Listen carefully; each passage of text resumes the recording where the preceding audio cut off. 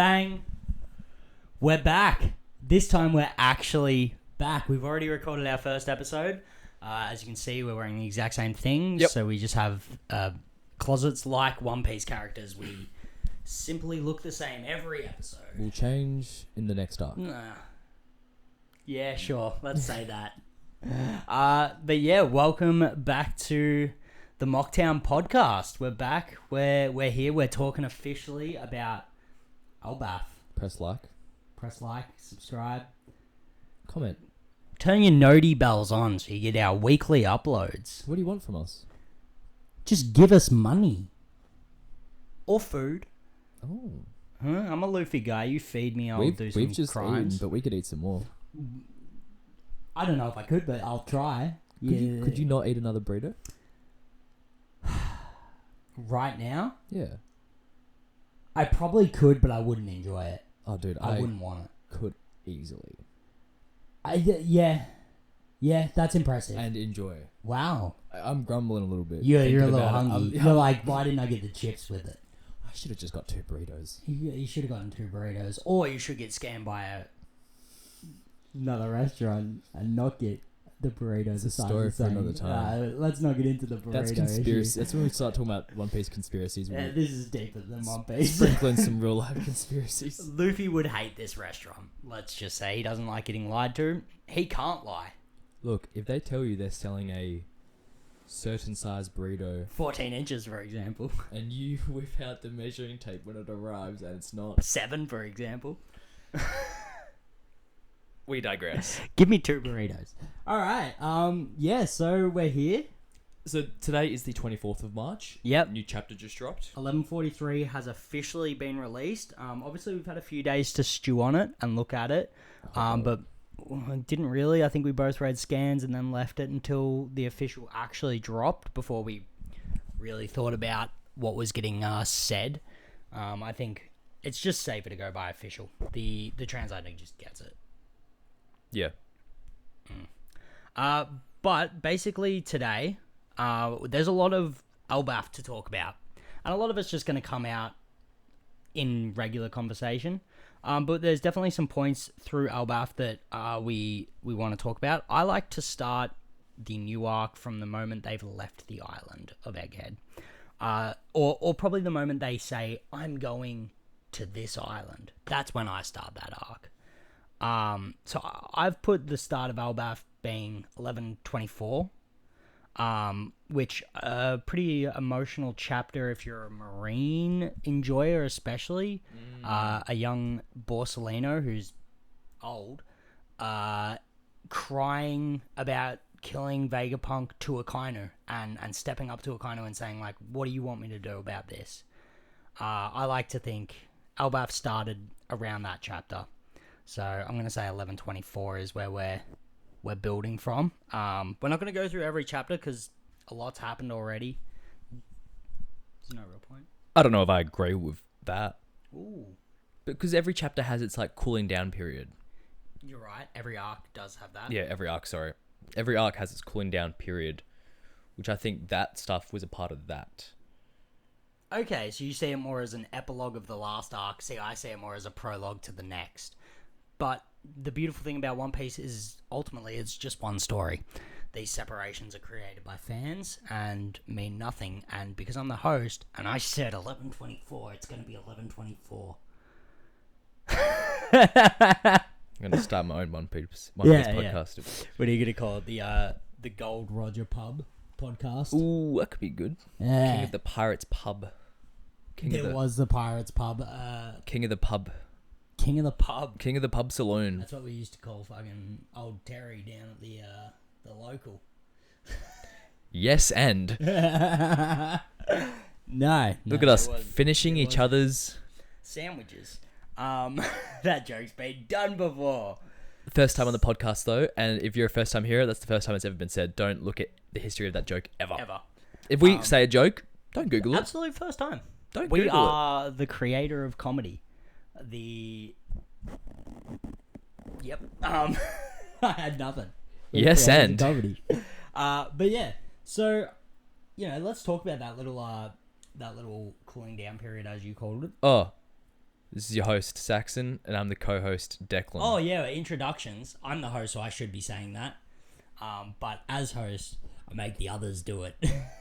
Welcome. But yeah, no, we're here. Episode 2. Our first up-to-date episode. It is going to be coming out a week late. I think 11:44 will have dropped by this point. Yep. And we will be diving into 11:44 and 11:45 the following week. So this episode is going to focus almost entirely on 11:43 and some of the notes and things we've noticed from there, and also diving into a little bit more of just Elbaph as a whole arc. So the first thing I really wanted to start with, like, how you finding this arc? It's interesting. It's cool. This was a long time coming, so I had no idea what to expect from it. It definitely started how I wasn't expecting. The whole Lego world. Yeah. That was wild. Yeah, the absinthe episode. The green fairy, whatever Yeah. they're calling it. Yeah. Makes you hallucinate. Yeah. But no, it's holding up. It is. The problem is it's not a problem. This isn't a problem. But every chapter now, ever since maybe Egghead, because Wano dragged a little bit. Wano dragged, yeah. It's just you're getting hit with so much. Yeah. Each chapter you're taking in so much information, or there'll be like a slight little nod to something and you're like, didn't that happen 20 years ago? Yeah. So I'm enjoying it. What was the question? How you finding it? And Loving you've it. answered it. I'm Loving enjoying it. My opinion of Elbaph has been really positive. I thought, look, Egghead, there was a period of time when I was reading Egghead week to week where I thought, we're getting the best arc of One Piece. And I think Oda was a victim of the week to week release with that. And he just had to keep holding bits and pieces of the message because he couldn't fit the full sentence or paragraph into one chapter. So he would be like, and then I'll tell you more shortly. So I feel like he kept stopping and starting that big voice message from When he was dying. the Vegapunk. Yeah. Yes. The posthumous announcement. The world's flooding. That was a big one that happened. We're coming into that arc with that knowledge. I think it's also interesting to see the fact that there is the Atom Tree still, the base is showing. So that wasn't flooded, which says that this Atom Tree might be pretty young. Because we don't know when. We assume the floodings happened during the Void Century. We assume. Do we see the base of the Atom Tree? Is that where Loki is? Well, it's hidden by mountains. So now you've got me questioning that. Maybe we don't. Maybe the Atom Tree is significantly bigger than we think. Or maybe it's a sapling. And it's just... I was under the impression it was coming out of the water. Okay. I can understand that. Is there a base? Well, I think land? I think it's hard to tell because I don't believe Oda's done a far enough out view of the island to see if it's cliffs, No. or if it's the base is just into water and it's just mountains and there could be clouds holding up those mountains, because that's always a possibility. I think I interpreted that outside view of the whole Atom Tree as being the whole Atom Tree. But Oda has been willing to make every island deeper since Wano. Wano, he went down so far. Alabasta, they went pretty deep into the ground with Alabasta. Yeah. He's notoriously shown that these islands have pretty deep and interconnected worlds underneath their main cities and their main sea level. So I think there's definitely a possibility. I think this is a good time to just delve into the Atom Tree and what that means. One of my bold predictions, and I'm gonna give many bold predictions. But one of my bold predictions is that the Adam tree is a sapling of the Eve tree, which is where the ancient kingdom was last. Like, that's where the ancient kingdom was on the Eve tree, and that is why there are references to Elbaph being like Egghead, because it's technologically advanced. And things like the Painter's Stone, which is how the rainbows are formed that they walk on, I think that is ancient Void Century technology, basically. Ancient Kingdom did that. I think they were able to either transplant a part of the Eve tree where Elbaph is, or maybe Elbaph has always stood there and that Adam tree has always stood there. I think there's a lot of options on how the tree got there, but I think it is greatly inspired by the Ancient Kingdom. And as one of my bold end of series predictions, the Ancient Kingdom was on an Adam tree. I don't think I've ever made the connection of Adam and Eve. No, really? Yeah. Okay, yeah, that makes sense. That makes All sense. those years in Catholic school. Yeah. Nothing. Public school, non-religious household, and I was able to figure that one out, so we're good. Yep. Yeah. And this is why Saxon's the host. Yeah, I have a little bit more of a... It might be a little off frame as well. Ooh. A little off frame. That's not good. Do we want to scoot it around? Sorry about this. We're still ironing out the... Yeah, do that. We're still ironing out the set design. We had a little lunch break between episodes, so... That's because I decided to take next week off already. Yeah, It's too much for me right now. So stressful. Chatting here about One Piece. I think it was actually just because you just spoke so much about it when the chapter first came out that you were like, I got nothing to say on the pod. I had to take a break. I've already seen the spoilers for 11:44. I don't even know if they're out I've seen yet. the spoilers for 11:50. Yeah. You are Oda. This is actually Oda. Thank you. First things first. Thank you. You're welcome. Yeah. Yep. I think you might be lying, but I'm not someone to check that. I'm not a fact checker. Leave it up to the viewers. But yeah, no. We started the post Egghead arc. That in between cooling down, we hung out on the boat for a little bit. There were some notable things that happened. Obviously, I brought it up before. Kizaru got very upset with the Akainu. But I think a big part of the character development of Akainu was he was willing to apologize. And I believe I have the exact words here.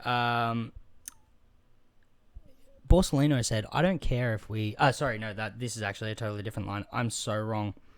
No, Akainu apologized. I don't have the full words, but he apologized to Kizaru, and it showed a side of Akainu that we have only started to see. Cracks are forming in Akainu's belief in the world government, because he was aware that this was a world government ordered destruction of Egghead Island, but he was also aware of everything all the technology that was brought to the Marines through Vegapunk. So I just think it was interesting to see a character who's been so steadfast on their form of justice saying, no, I'm sorry, I shouldn't be berating my subordinate because you did the best you could, basically.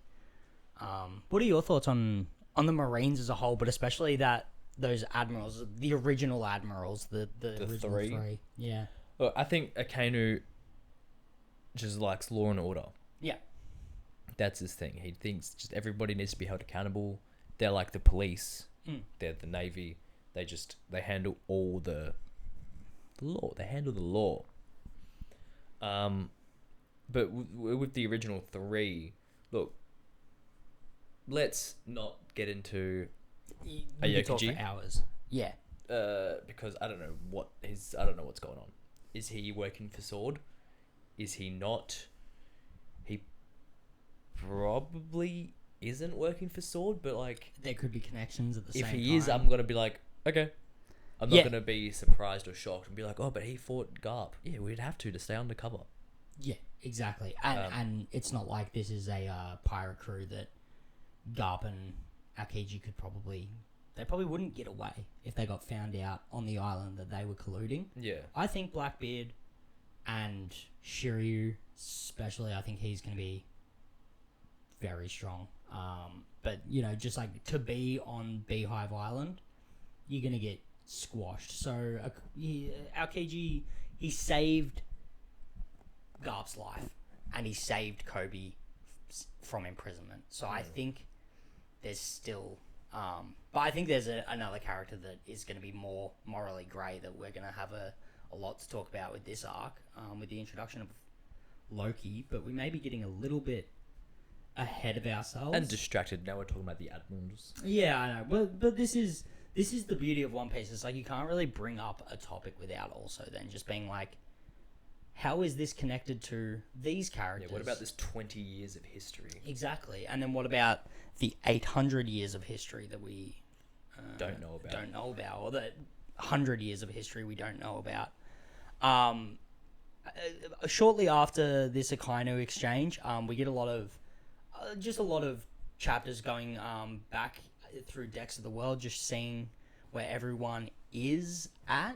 And we also how they're reacting to the news that Vegapunk dropped, and I think Oda's made it very clear that Elbaph seems to be a very secluded, secular arc.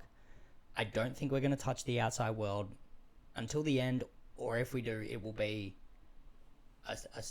a break like we had during Egghead, where they did Dex's separate to the actual story. Because they haven't made a comment that the world's flooding.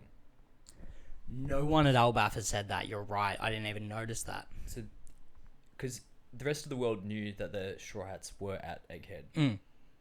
But, yeah. And we saw in today's chapter that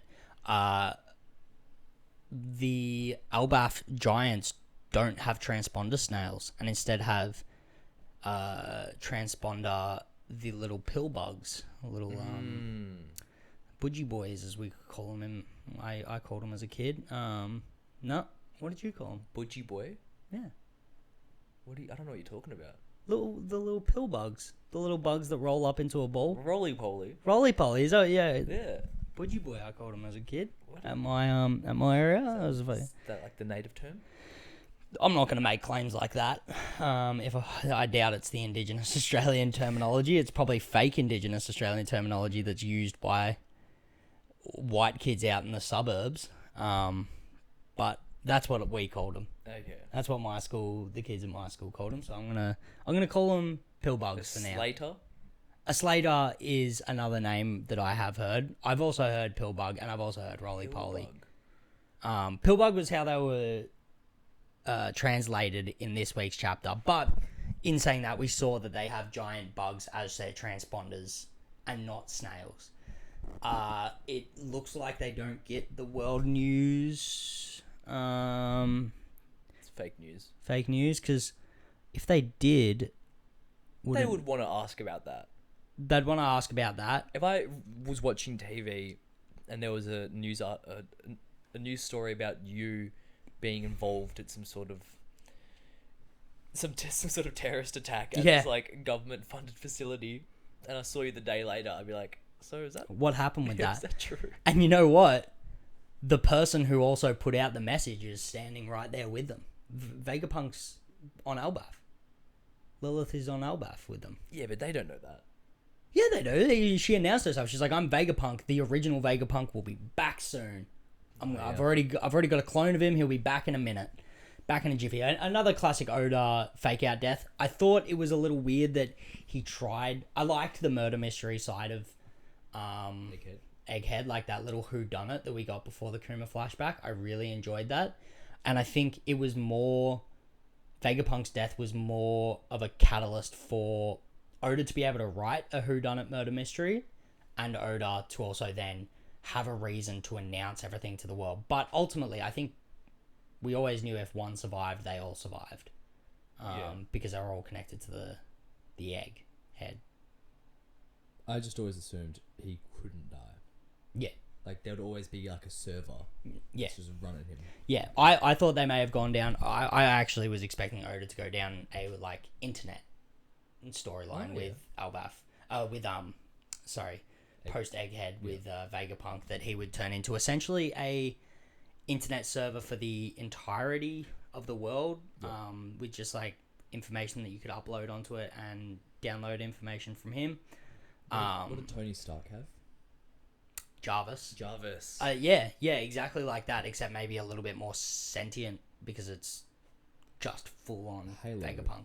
And I think that would really suit Vegapunk's character. Like, I think he would be more than happy to just be a hologram that appears, and it's like, yeah, I'll fix that for you. Not have a corporeal form, and instead just be a voice in the sky that can only learn. That sounds like everything he wants, except for the fact that he can't experiment.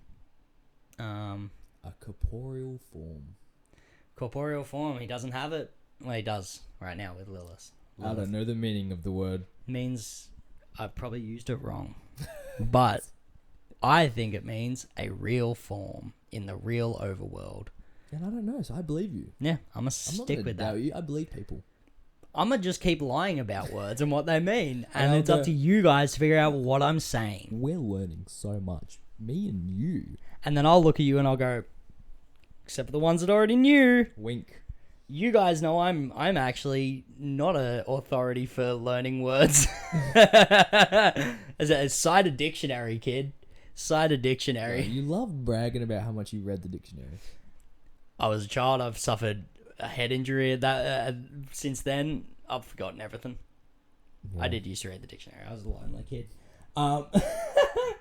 But yeah, so we also got the decks of the world in this in-between phase. We did see revolutionaries, and we did hear Dragon say he wants to respond swiftly.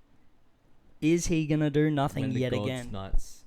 God Knights or God's Knights? Ooh, God. They are called the God Knights.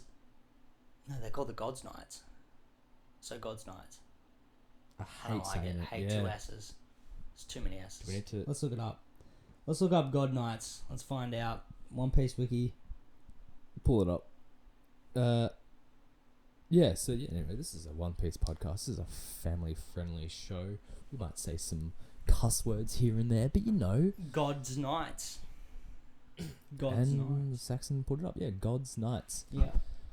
I hate that. I understand.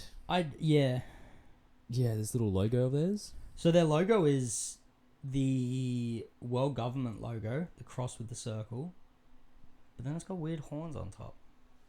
What's that about?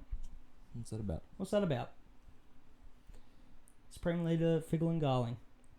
He's got no relations to any pirates. I have some notes on the God's Knights. Yeah. All right. Let's actually, you know what? Let's just skip everything else, because the rest of the start of Elbaph was pretty boring. The absinthe. You've seen it. You've read it. Yeah. They had the absinthe. They tripped out. They landed in Legoland. They immediately left Legoland, and it was just it was game time from that point on. It's just been all action all the time since the start. So yeah, let's get in. We have now been introduced to the 4 God's Knights there. We have Figaland Shamrock, the brother, I guess, of Shanks. Yep. I'm going to say brother, could be cousin, could be identical. Clone. Could be clone. Clones exist now. Clones exist, and also seems like they've had pretty good scientific research under the deceased Saturn, was it? We saw an elder die so quickly into their, well, not really, their introduction was around 15 years ago, but so quickly into them actually moving into action, and we've already replaced one of them. Yeah. I think regarding the Gorosei, I think I'd have plenty to speak about, so I don't really want to touch them today. Yep. But yeah, let's touch those God's Knights. We got Shamrock. He's a little milkshake. Will he be a scam rock? Sham rock. Sham is already Yeah, I know, another but word for scam. I like it. I'm all scam rock. I'm Figurland. just saying his name again. Figurland scam rock. You reckon he's? We don't know. We don't Okay. know. We know so far, they all have devil fruits. Oh, sorry, the 3 actual knights. I'm not going to count. Is it Figureland as the top one? Yeah. No, Figurland. Garland. Darling. Well, he's no longer a God's Knight. Yeah. He's now Gorosei. So let's. I'm not. When I'm going to talk about God's Knights, he's not a part of it. Yes. Yeah. He's now. yeah, we're going to talk about him when we get to And Gorosei in he's now another an episode. elder. Yeah. Yeah, we have Shamrock. Where's Shamrock? He seems like the top dog that's taken over Garling's spot. He hasn't officially got the title of Supreme Leader. I think he did have some form of authority title, maybe like Captain or something like that. So, his sword has a devil fruit. Yeah. Cerberus. Does he? Well, look, he may. I think the bigger question out of the Shamrock Cerberus sword is Shanks's Phoenix sword now a devil fruit as well? Fucking Is that hope so. something given to him by... Because a big part of Shamrock was he doesn't speak ill of Shanks. And I think their relationship is going to be different to what we expect. Because I think on the surface you can go, Shanks is a good guy. Which, even that, we don't really know what Shanks has been up to. But we can safely say at this point, Shanks seems like a pretty good guy. So it's going to be an evil twin situation. I don't think Oda is going to write something so obvious of a trope. But Oda's touched pretty much every trope in writing at this point. Yeah. Like, he always refers back to old literature. Elbaph has had plenty of references to the entirety of the Lord of the Rings series. There's been references. Egghead had a ton of Total Recall and, like, Matrix and a few different references around there. So I think there's a lot to be said about Oda's writing techniques, and I think he could go for the evil twin trope, but I think he likes to put a twist on a lot of these tropes, and that twist will be that maybe Shanks and Shamrock get along really well. Shamrock's just morally worse. But we don't know. I'm going to say they probably don't get along. They don't get along? Nah. No. Okay. And Griffin? Has a Griffin? Has a griffin? Let's fucking hope so. Let's hope so, because that would be sick. It would feel a little bit mean for everyone to be like, or disingenuous that everyone in the series is like, Shanks is the hockey goat, and then he's actually got a devil fruit sword. Yeah, but that's what the fans are saying. Yeah, that is true. That is true. Because, okay, this might get a bit sidetracked. Have a sip of your Dorito. Doritos. Shout out. There's... Cola. Sponsor us.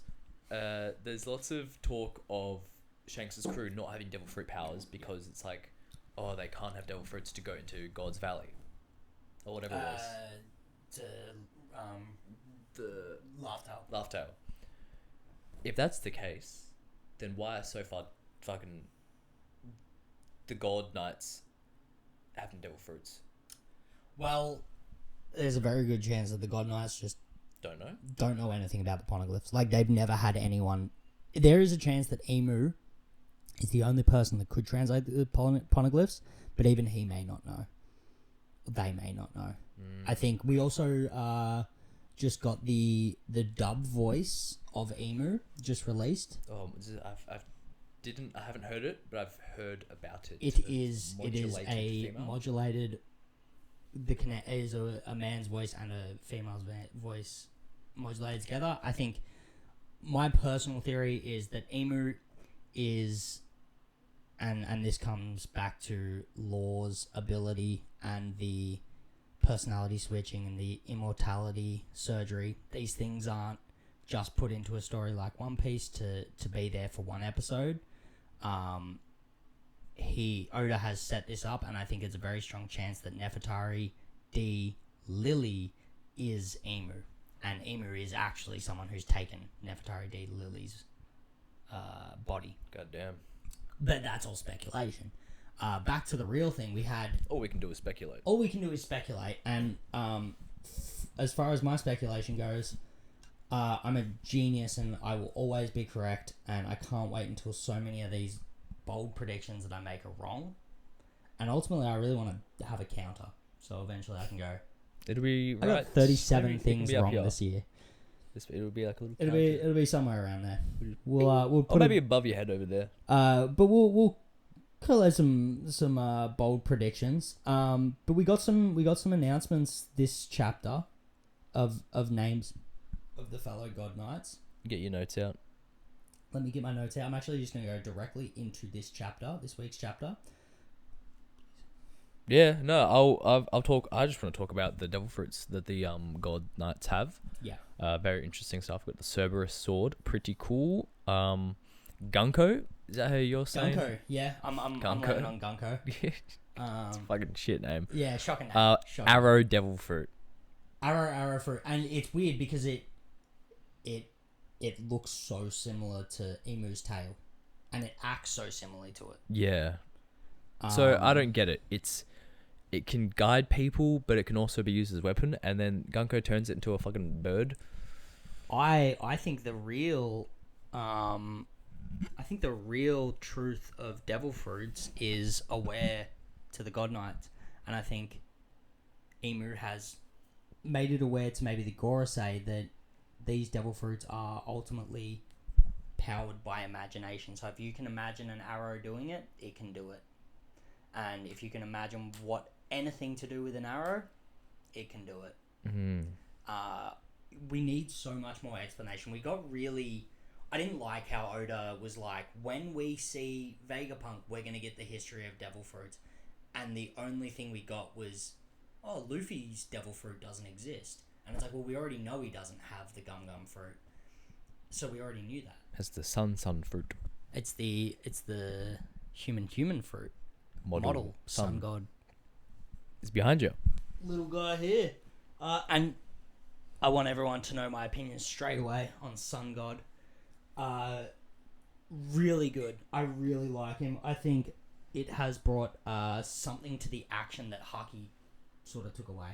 Haki sometimes made it feel like we were watching Dragon Ball Z, like an aura battle. Yes. And I loved it because the animation is 10 out of 10 now.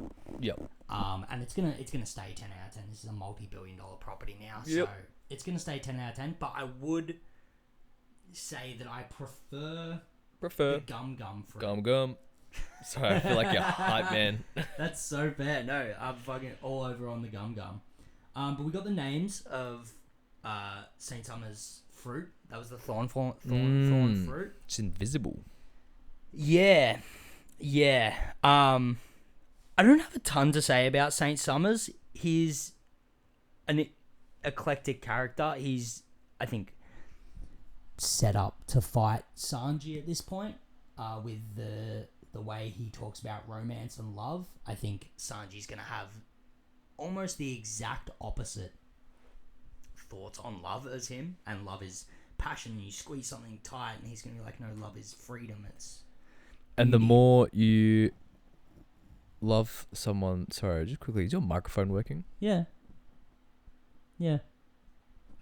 Alright, sorry folks, bit of panic just then.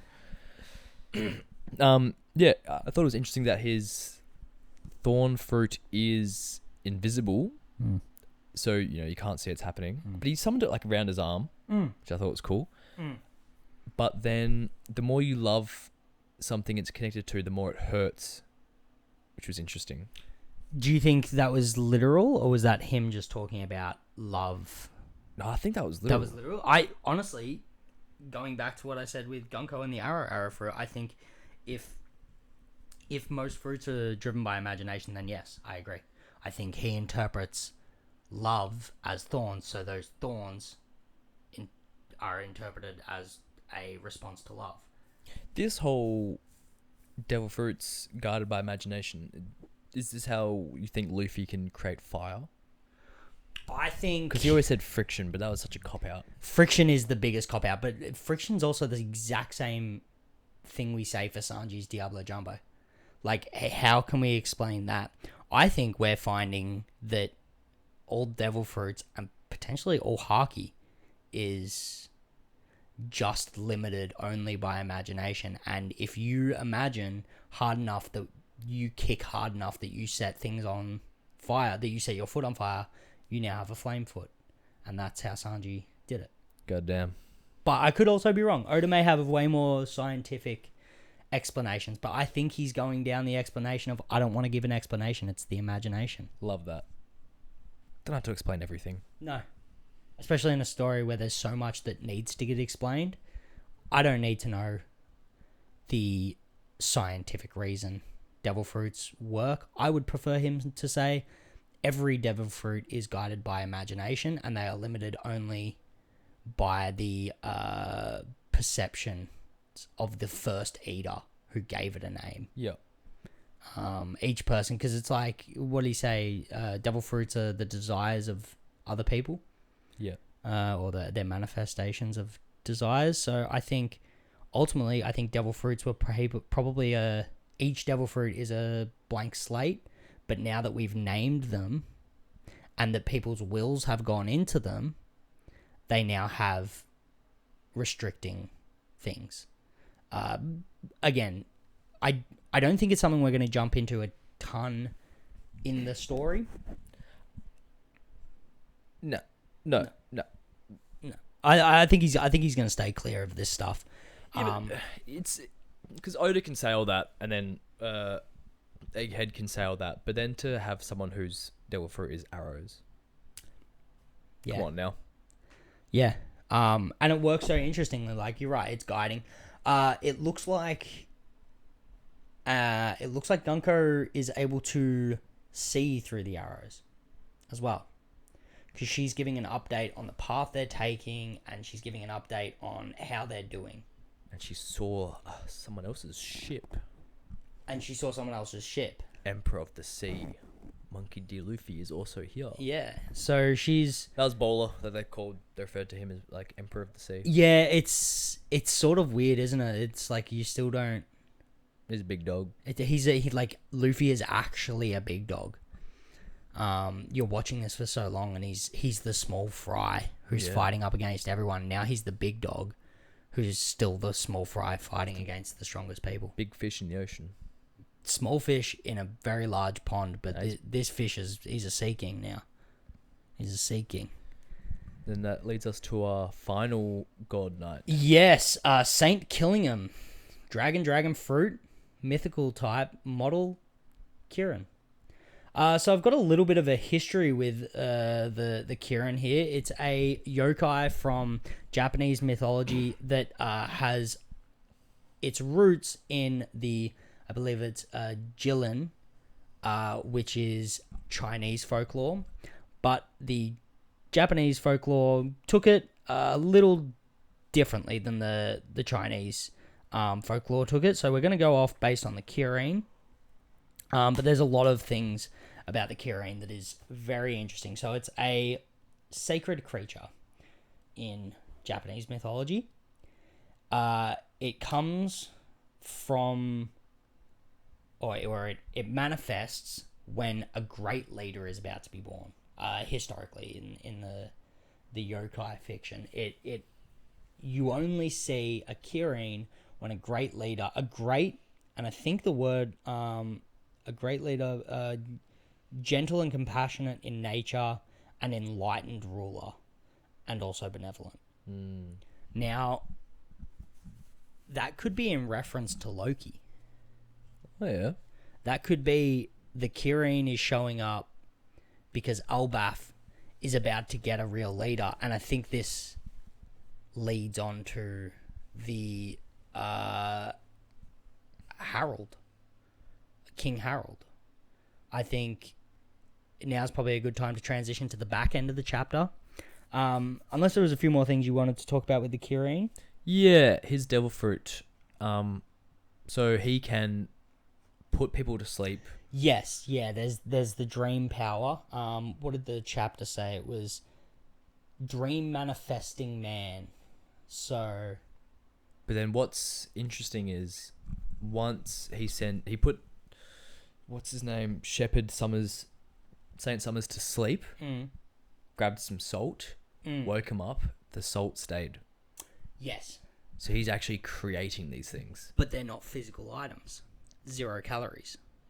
0 energy. Yes. So I think just on the 0 calories food, I think there's a very good chance that at one point or another, Luffy is going to be tied up for a few chapters, as he is almost every arc, because he'll finish the story too quickly if he's around. He's going to get tied up eating dream food for like a while, and it's not going to give him the energy he needs. Oh, they're gonna to get fuck back with into him. the fight. Yeah, they're gonna use that as a trap. Luffy's appetite's gonna actually be a trap, and he doesn't get the benefit of immediately getting a ridiculous amount of energy from it. Ooh, that's a hot take, and I love it. You like that one? Yeah, I like that one. Would you strike that as another bold prediction?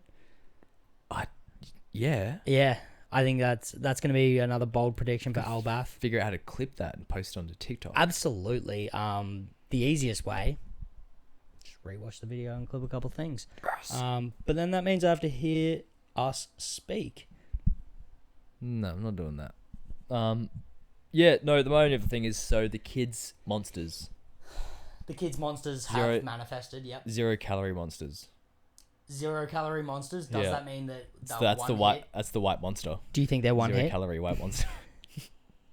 White Monster is a drink that is very popular in Australia. Is that not? I don't think it's international. Is Monster international? I don't know. Dog. Let us. Yeah, because Yeah. it's surely right. BMX. Yeah, you'd think. It's You're like right. You're right. Yeah. I think you're right. Yeah. Viewers, let us know. Do you guys like White Monster? I'm a Red Bull guy. Really? It gives me wings. Give me wings. No, you can't say that anymore. Because why? They got sued. So it doesn't give you wings. Gives me wings. Shit. Yeah. You got little feather feet. Yeah. They Little- call me Hermes. So yeah, are they just gonna punch a monster? There is that. It could also be the opposite, where it's like, how do you kill a dream? You gotta crush the dream of the kid. So you wanna get rid of the destructive. No, they're not dreams. They're nightmares. That's true. How do you kill a nightmare? Crush the dreams of a kid. Kill the kid. It's the easiest answer. It's the most logical answer. Yeah, I actually don't know what they're gonna do with this. No, yeah. I think the dream manifestation is going to be really interesting. I think there's going to be a lot of really fun battle scenes with it. But I think the Gods Knights are still a bit of an entity you can't really judge yet. They've sort of done not enough while also doing a fair bit of damage to Loki. Yeah. Because to me, Summers and Killingham don't look like fighters.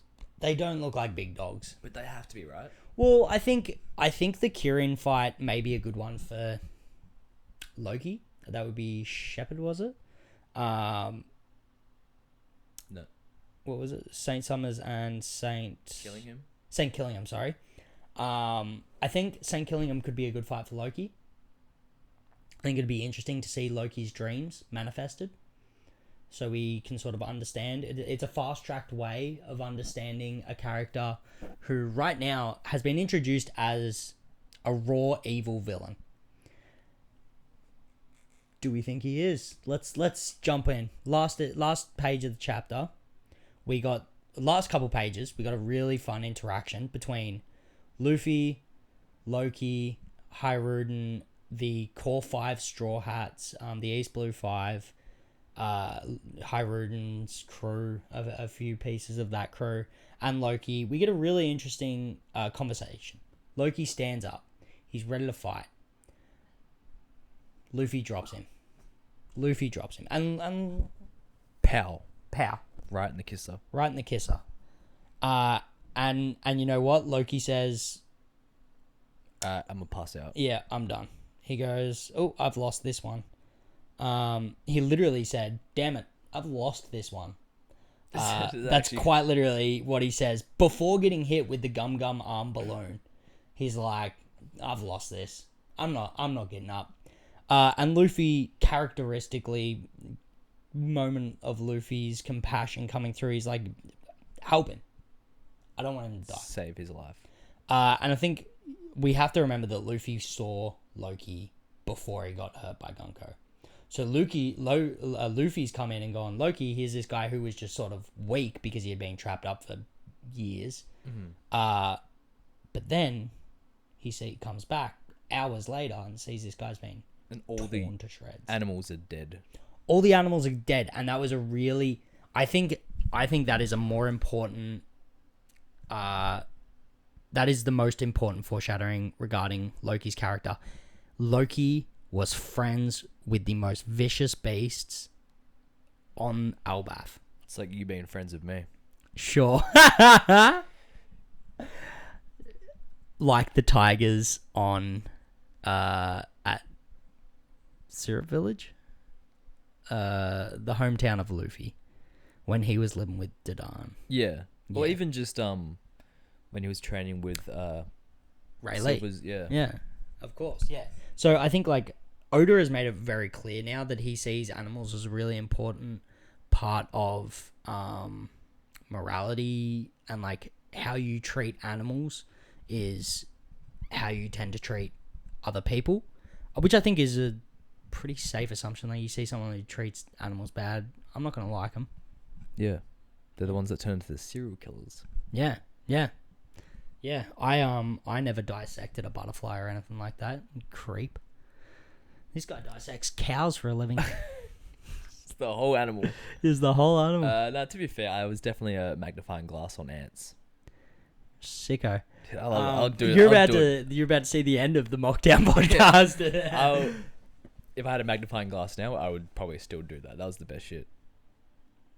Is that bad? Shock and take. No, I don't hate it, but I don't love it. Well, Look, I've I watched the ant bully growing up, and I felt threatened. our Australian fans can recognize this. Australia, you get pretty desensitized to having to kill bugs. Just like, especially for you, Perth.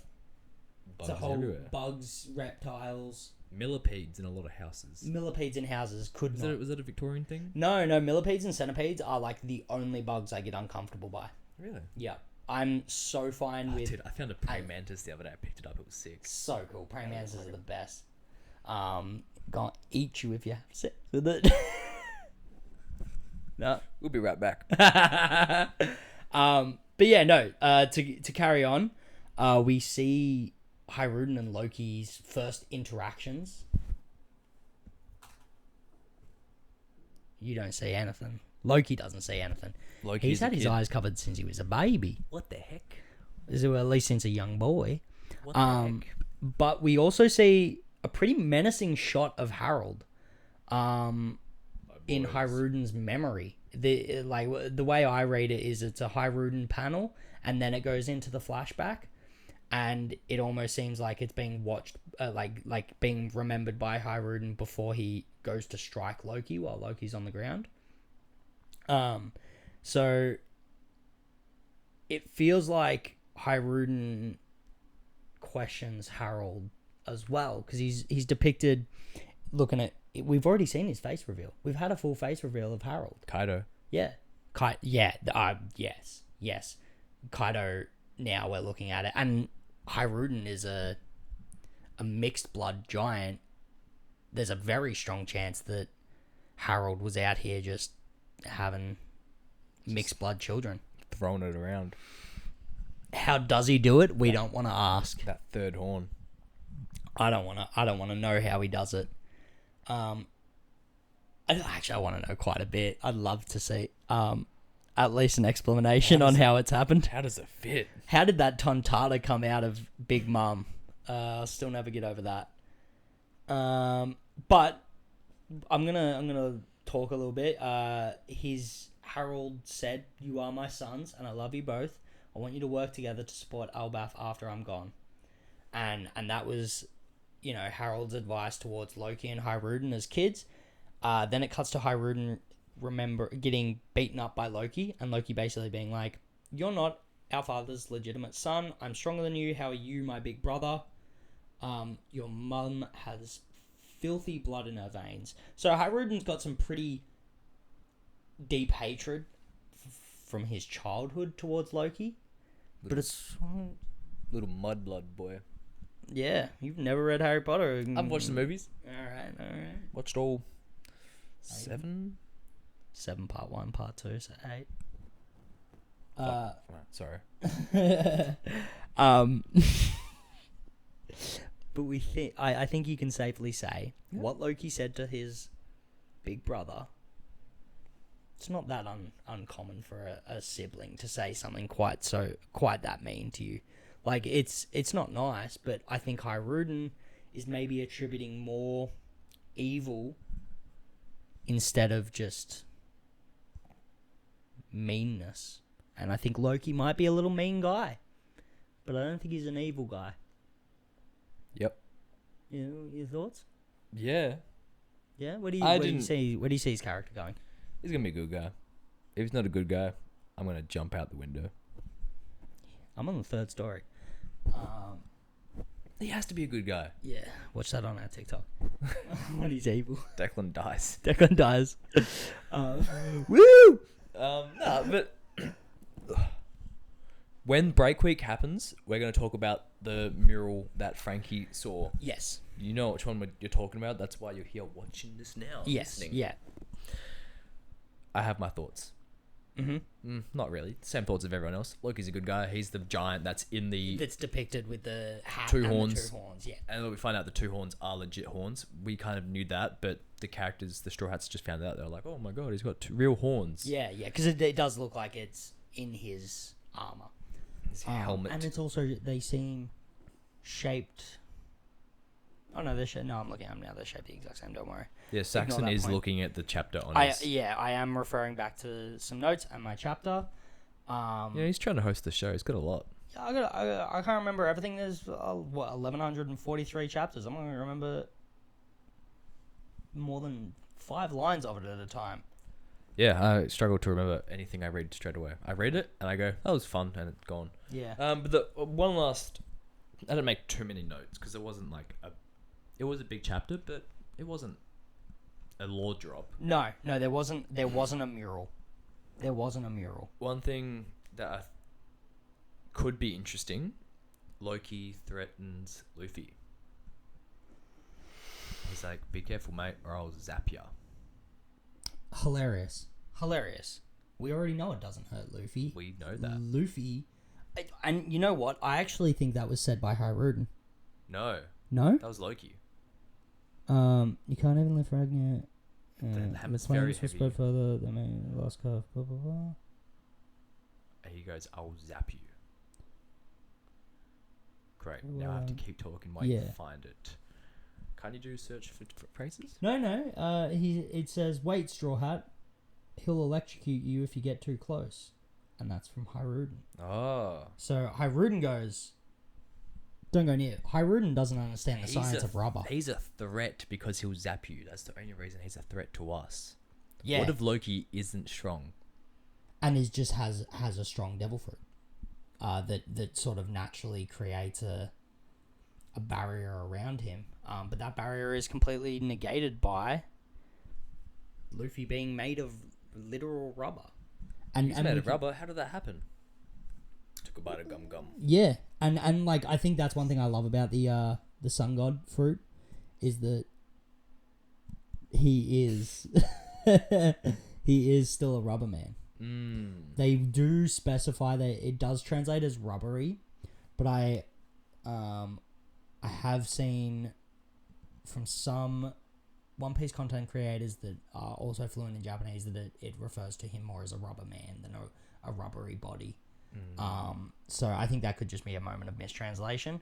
I do find it interesting that when Luffy does punch out Loki, the first thing, like, before it happens, the last thing that gets said is, make sure you go easy on him, by Zoro.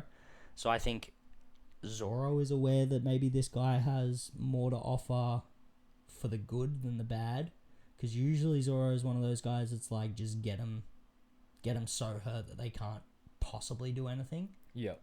But this time he's like, take care of the big guy. Maybe he's seen something with his observation. Yeah, definitely a possibility. I did also think that about Gunko with her one circular eye. Do we think the circular eye, I would like to ask this to everyone, do we think the circular eye means advanced observation haki? Is a sign of like someone having just like insane observation haki? No, Hawkeye. because then wouldn't it look like Hawkeye's? But it does. One of Gunko's eyes looks like Hawkeye's. He's got the double iris. Is it double iris? I thought he just had like bird eyes. No, she has one regular eye and then one double. Oh no, she's got one diamond eye and then one ringed eye. So I don't know what that means. Who knows? That's getting too deep. There's too much speculation with that. What do you guys think of the Gunko eye situation? Yeah. Well, what do you think is the of the entirety of the God's Knight's power? Like, do we think that they're strong? Do we think that they're weak? I think they're going to get dismantled pretty easily, these three. I think Shamrock is going to probably get dismantled pretty easily. I don't think he's anything close to Shanks. Dare I say, I think they just have destructive powers. Yeah. Without having to do anything. Yeah.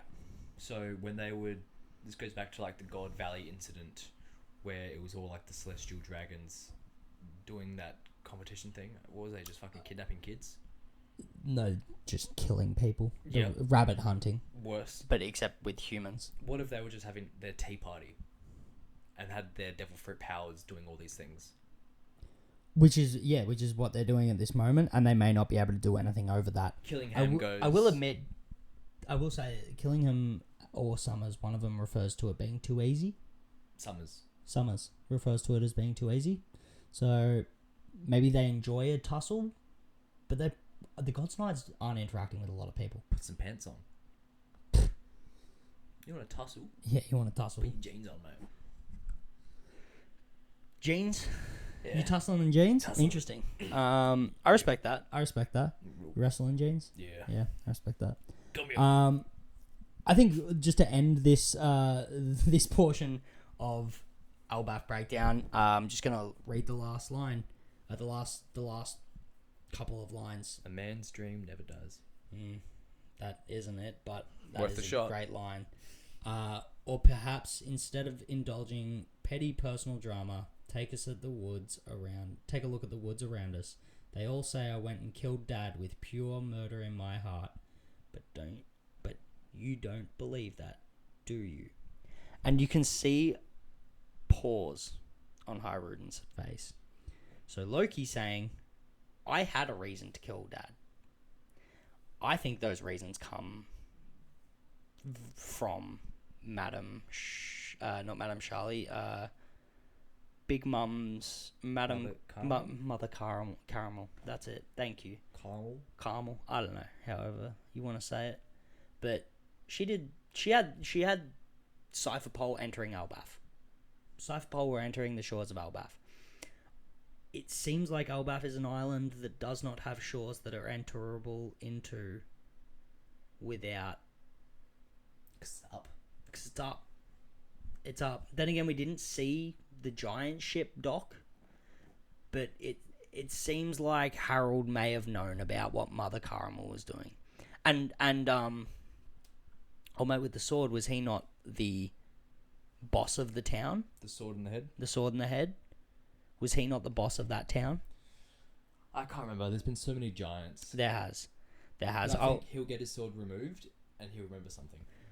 Yeah, I think he may be unintentionally feigning ignorance with the sword, but I think he may have been the mastermind behind the death of Harold, and I think it may have... If I'm going to need to do some connecting and see if he was the one that was the friends with Mother Caramel, but if he was, he's got connections to the world government, and he killed Harold.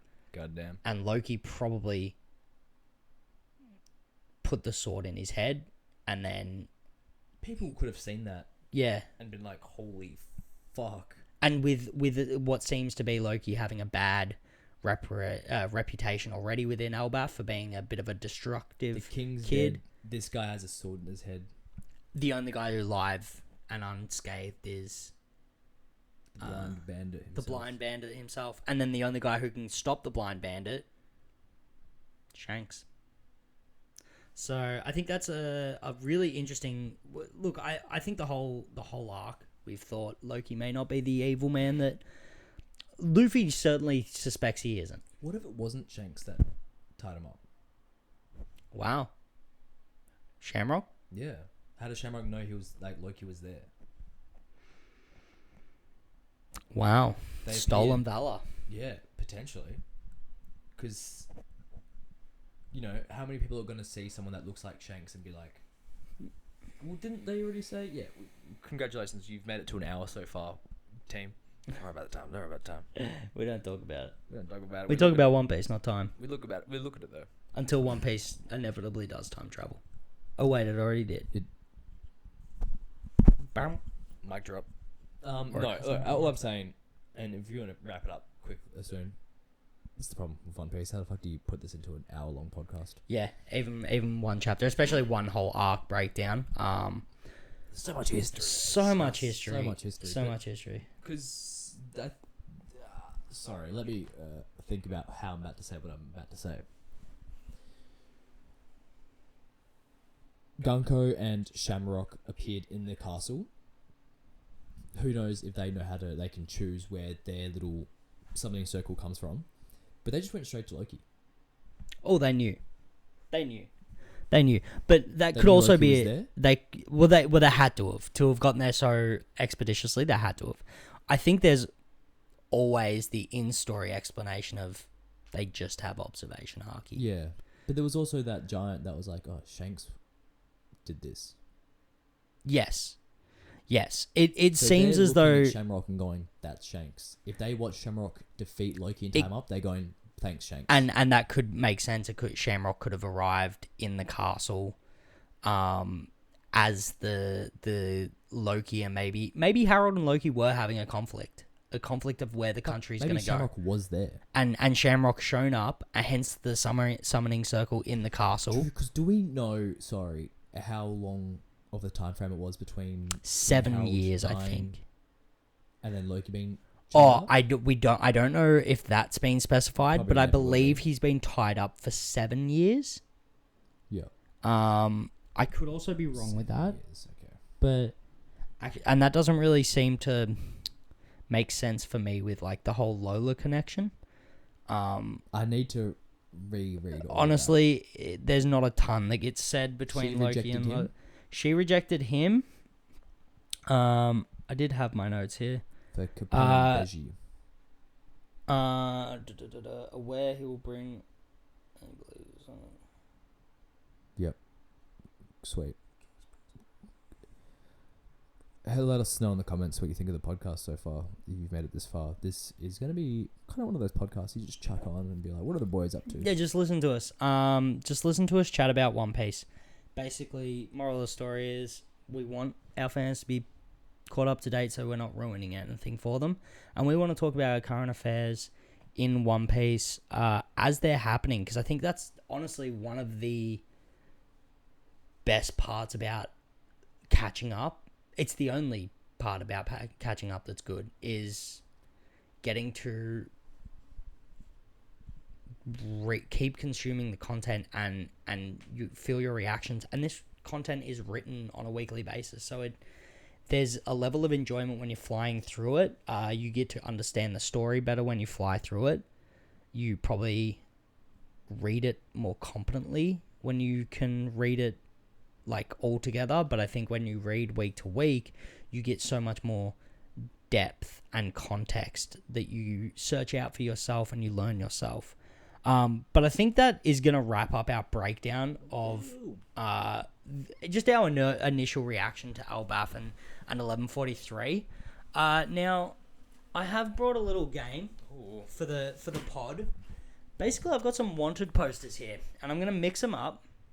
And I'm going to hand Declan, or give Declan the opportunity to pick whichever one he likes. Now, this is a game called Wanted. Zora's back in action. He needs a little money. He wants to buy a sword. One that's up to par with Enma and Watawichi Monji. So the crew's struggling with money. Nami's just not giving it out. Nami's being classic Nami. She's kept the Holding the money to berries. herself. She's holding the berries. Zoro has decided he needs some money, so he's going back to bounty hunting. Is it worth going after the bounty of the person we're taking. I also want to just get your thoughts on the characters that you pick. Or the first character you pick. There's 10. I've got about 10 or 15 characters here with One Piece bounties that are not a part of the crew. So look, spicy. There are going to be some bounties here that you think Zoro wouldn't go after this guy. They're friends. They're pals. And then there are bounties that you're going to be like, Zoro's not ready. Zoro's so ready that this is going to be a wash. So I just want you to pick one of these posters. How is this going to work? Who is he taking it to the Marines? He's all he has to do is beat this guy in a fight. Current Zoro just needs to. Do you think current Zoro will beat this guy in a fight? And let's just say a Marine is there to collect the bounty. Alright, I'm gonna give him all a mix up. Let me give him all a mix up. If someone in the audience could just make some mix-up music for us, that'd be great. I don't know if that's coming through. Doesn't need to. Hopefully not. It's a fucking dreadful sound. They don't know. They can't hear you. Why you can't keep saying that?